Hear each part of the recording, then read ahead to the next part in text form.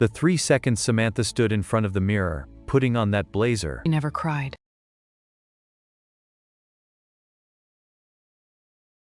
I came here to count numbers. Funny thing is, I keep counting your sins instead. The conference room went still. 12 Korean executives turned, almost in unison, toward the far end of the table. Dark skin, close-cropped hair, a crisp white shirt under a navy blazer. Samantha Romano Brooks had been in Seoul for exactly 16 hours, and she hadn't looked away from a single one of them. New York headquarters had sent her in the spring, that much was simple enough. K.H. Capital, the investment firm that had ballooned faster than anyone in the Seoul financial district could comfortably explain. The numbers in the company's system kept coming back slightly off.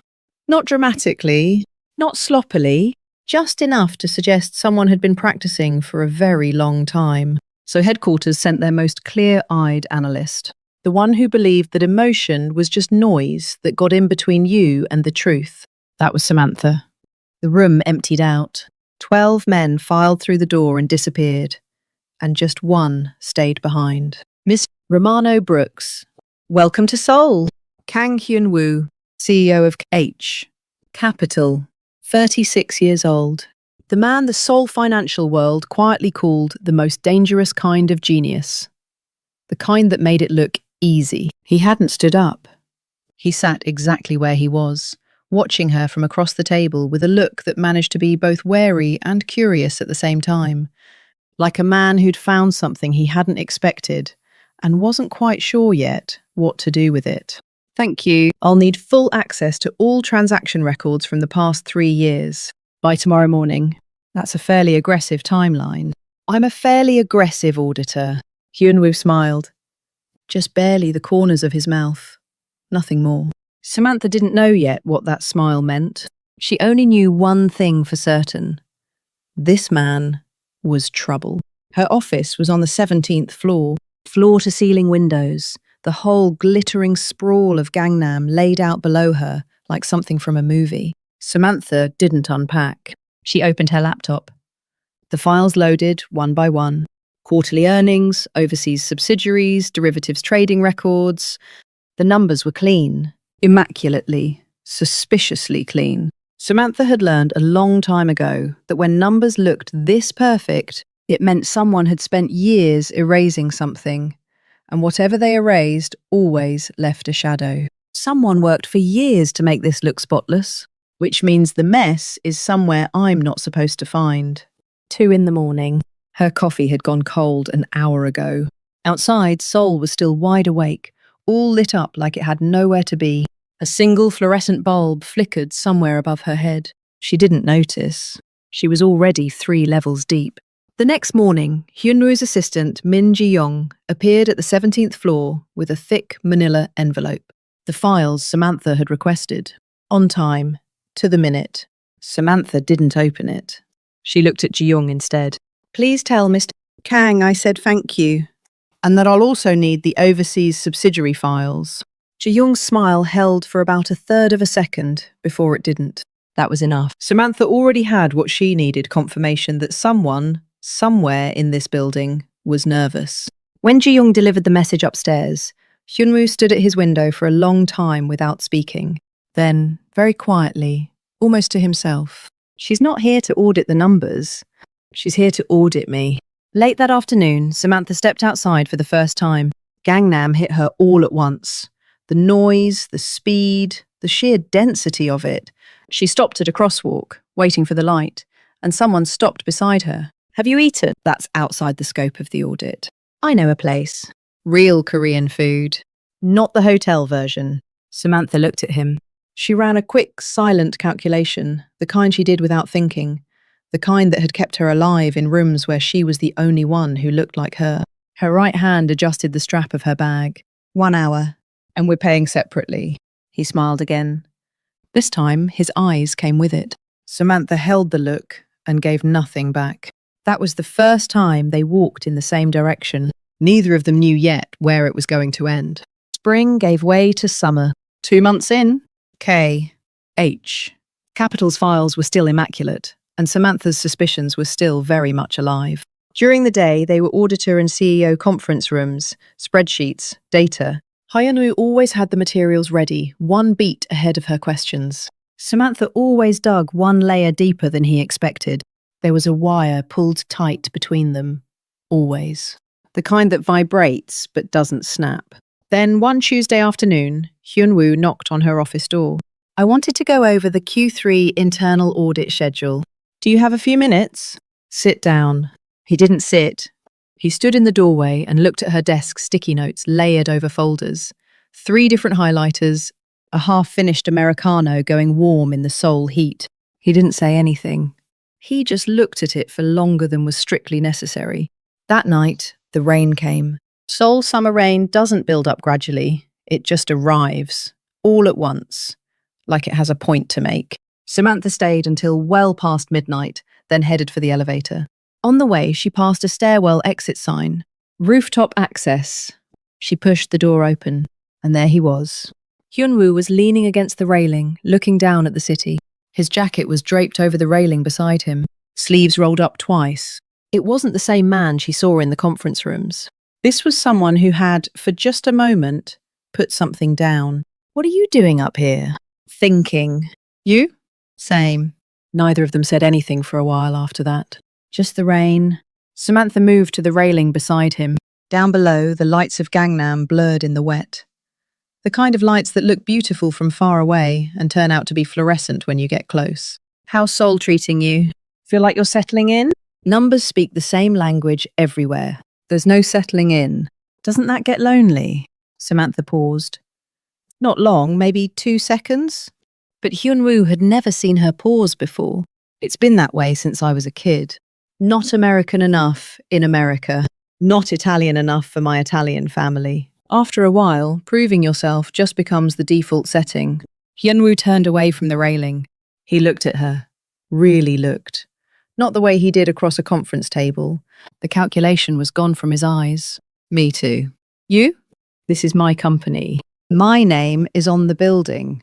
But nobody in this industry knows where I actually came from. Nobody's ever asked. The rain eased for a moment. Samantha stood there weighing it the specific gravity of what he'd just said. He was showing her something underneath the surface. She felt it.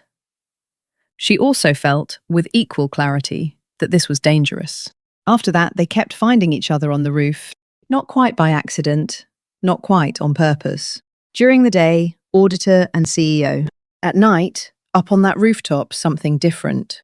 He told her he'd grown up on the outskirts of Seoul, the kind of neighborhood that doesn't appear in the brochures. She told him, out loud for the first time, that her father hadn't come to her graduation. This is a mistake. You're supposed to be investigating this man. Knowing something and being able to stop it, those are 2 entirely different problems. The heart has always been about 3 steps behind the brain, and it has never once apologized for it. As summer deepened, Samantha's audit reports began to develop a certain spaciousness. Places where she should have pressed harder, she didn't. She told herself it was a judgment call. But numbers don't lie, and neither do the patterns people leave in the things they choose not to look at. One evening, Hyun-woo took her to a restaurant on the edge of the city. No menu on the wall, no tablecloth, just a grandmother who cooked what she felt like cooking and sold it until it was gone. The Sunday guk here is the closest thing I found to what I had growing up. You ate it a lot, every time I was hungry, which was pretty often. Samantha spooned up the broth. Hot, rich, a little unfamiliar, and then strangely not. Something about the smell.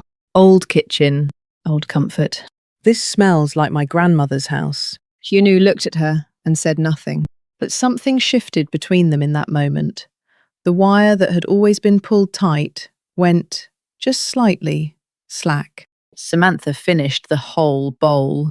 It was the first time she'd felt full since landing in Seoul.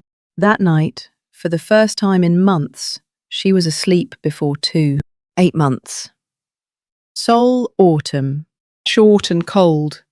The kind that shows up, without warning.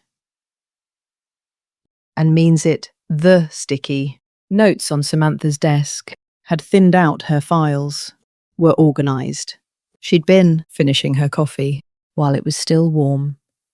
The midterm report she'd sent to headquarters contained the phrase, no significant irregularities. Twice. She knew what she was doing. She was choosing not to see certain things. People do that sometimes. They know exactly what's in the box and decide just for a little while to leave the lid on. For those 8 months, Samantha had wanted, more than anything, really to just be loved without. Conditions Hyun-woo had never backed off, not once. In 8 months, rooftop conversations, weekend walks, phone calls on rainy nights. Every time she lowered her guard a fraction of an inch, he was right there, like he'd always known exactly where to stand. It was a Thursday. Samantha was finishing the draft of the Q4 audit report, and the light in the conference room at the end of the hall was on late night. Meeting nobody had mentioned one. She stood up, just going to the restroom, she told herself. The conference room door was closed, but not latched. Voices leaked through the gap. The woman has access to headquarters, entire audit system. That's what we need. Samantha stopped her feet, figured it out before the rest of her did. She's a key. Headquarters sent us a key to every door. We can't open ourselves. Her heart skipped, genuinely skipped, like a record with a scratch in it. She didn't move. She couldn't love. If you need someone to trust you, you make them trust you. It's not complicated. The second the last word landed, the fluorescent light in the hallway buzzed. Samantha may or may not have heard it. She walked back to her office, slowly, carefully, like someone carrying something fragile. Her laptop was still open, Q4 draft on the screen, cursor blinking. She sat down. She didn't type anything. 8 months, that was the whole thought. One number, 8 months. She made it home, got the front door closed behind her. And then she slid down the wall and sat on the floor of her entryway in her coat in the dark for a long time. Outside, Seoul was still, blazing with light. The city didn't know the city, never knows the. Next morning, Samantha went to work. Same. As always, she evened out her foundation, smoothed it over her jaw and cheekbones, put her hair exactly where it belonged, pulled on the navy blazer, and looked at herself in the mirror for 3 full seconds. Numbers don't lie. Money always leaves a trail, always. Hyun-woo was in the elevator. He gave her the same easy half smile. He always did. She gave it right back. You look good today. Slept. Well, a lie.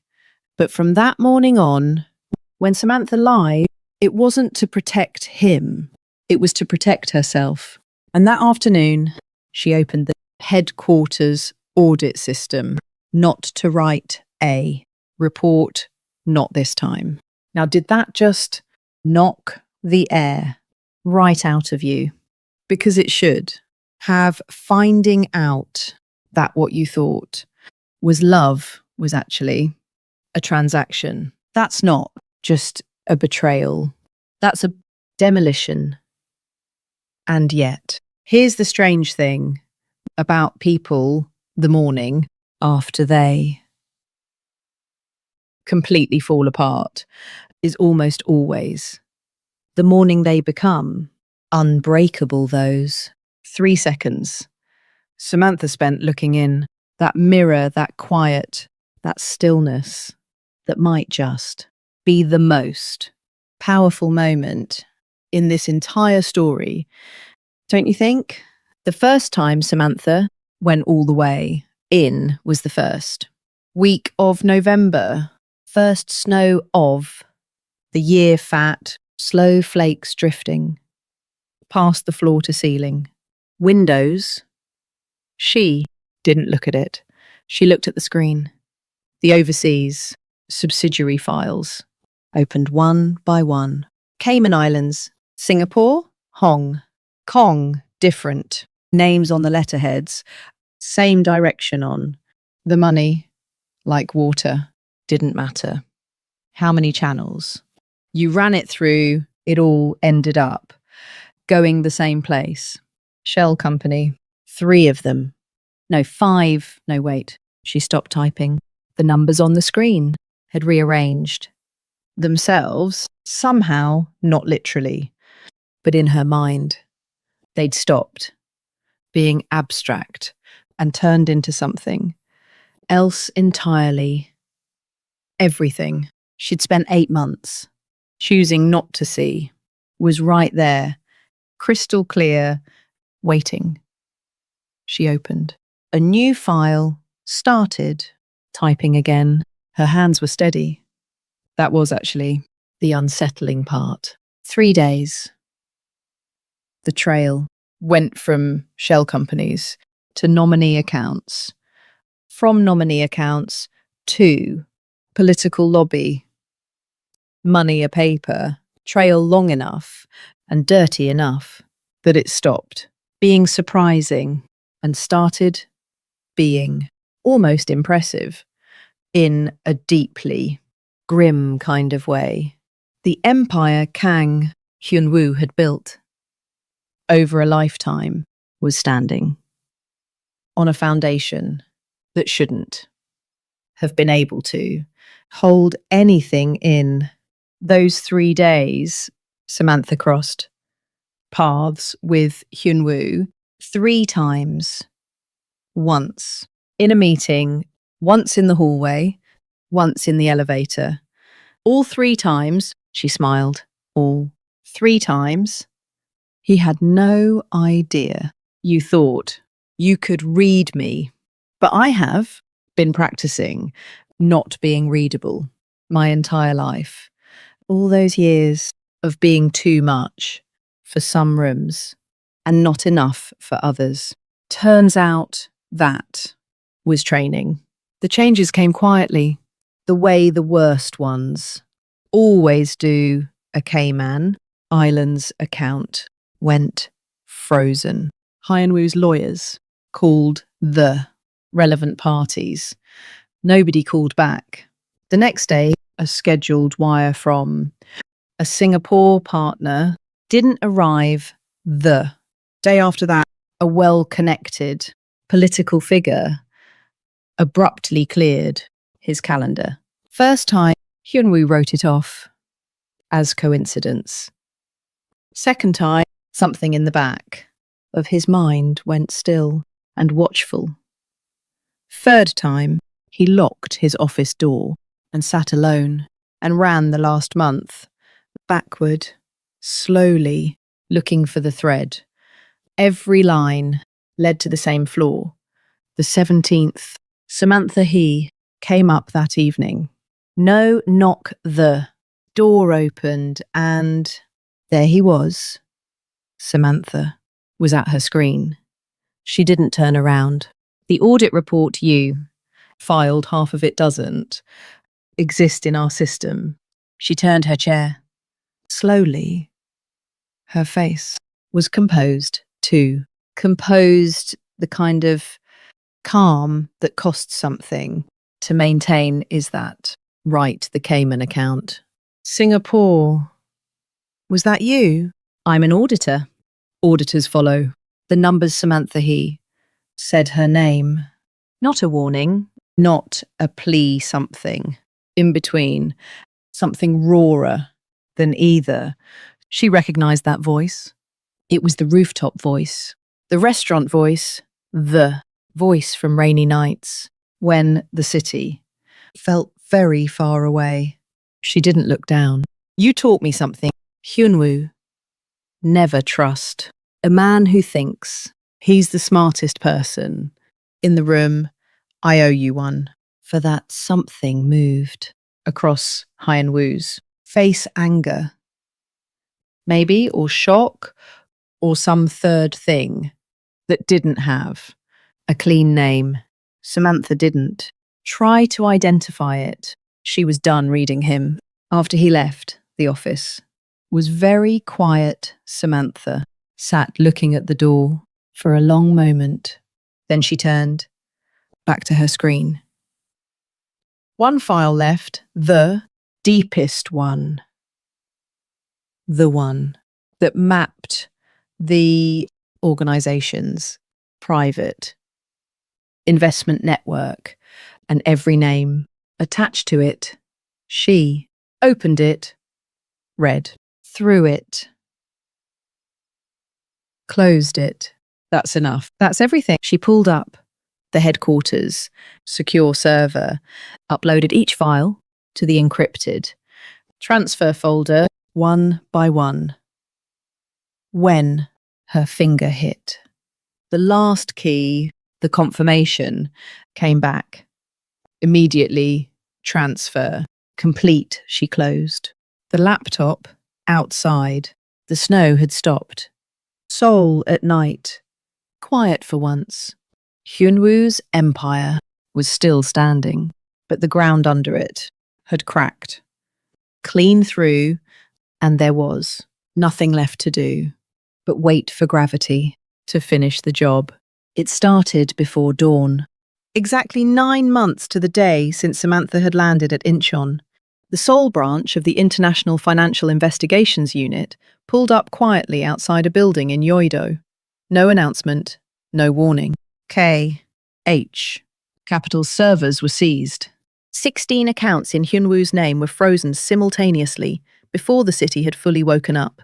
Hyun-woo heard about it from his assistant's phone call, early morning, voice tight with the specific kind of panic that means the thing you were most afraid of has finally arrived. He didn't say anything for a long time after she finished talking. He hung up and stood at the window. Seoul outside, same as every morning. Bright and indifferent and completely unbothered by what was happening inside.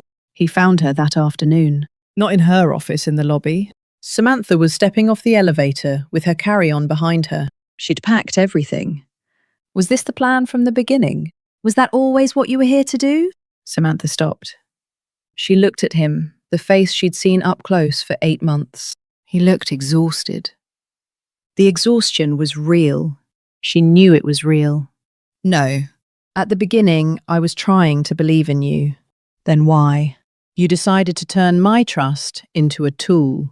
That was your call, Hyun-woo, not mine. He opened his mouth, closed it. It wasn't that he had nothing to say. It was that there was nothing left that was sayable. Samantha pulled her bag toward the exit. The lobby doors slid open. She walked through them and didn't look back. After that, things moved fast. K.H. Capital was suspended from operations. The organization Hyun-woo had spent 8 years building was dismantled, piece by piece, name by name, account by account. 5 individuals connected to the political lobbying money were pulled in for questioning. The funds that had been funneled away from investors through the shell companies entered the recovery process. Samantha didn't leave Seoul, not until every last piece of it was done. Headquarters reached out 3 times to tell her she could come home. 3 times, same answer. I'll leave when it's finished. She'd started it. She was going to see it through. The day she signed the final paperwork on the investor recovery process, Samantha left the office early, genuinely early, for the first time in months. She already knew where she was going. The rooftop. The same railing where they'd first stood side by side. The same city spread out below.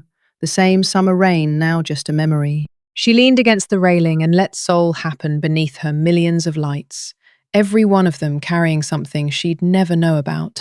All those lives, all that noise, all that beautiful, indifferent city. I didn't destroy your empire, Hyun-woo. You built it on sand. The wind picked up. The lapel of her blazer folded back and settled again. She didn't move. She breathed in the night air, cold, a little sharp, and somehow, finally, familiar. Not foreign anymore. Not something to push through. Just air. She was done proving herself. That old loneliness, the kind that comes from never quite fitting anywhere, had finally found a different name here in this city. The name was someone who made her own place. That was Samantha Romano Brooks. Samantha didn't come to Seoul for revenge. She followed the numbers, that's all she ever did. But the numbers led her to the truth, and the truth made her into something she hadn't been before. If love can be used as a weapon, then the hand that finally puts the weapon down is always the hand that knew what love actually felt like. So what is it that this story is really trying to tell us? Here's what I think: trusting someone is never the mistake. Samantha trusted, and she was betrayed. But that trust didn't hollow her out. It didn't make her smaller. When the moment of betrayal came, what she chose wasn't collapse. It was direction. Like those 3 seconds in front of the mirror, blazer on, eyes straight ahead. And then there's this: a person who treats another human being as a means to an end will sooner or later find out that the tool has an edge. Hyun-woo's great mistake wasn't using her. It was never once taking her seriously. The woman who spent her whole life being told she didn't quite belong anywhere. She's the one who ended up building her own place to stand. That's not a coincidence. That's just what happens when you underestimate the wrong person. This story is a work of fiction.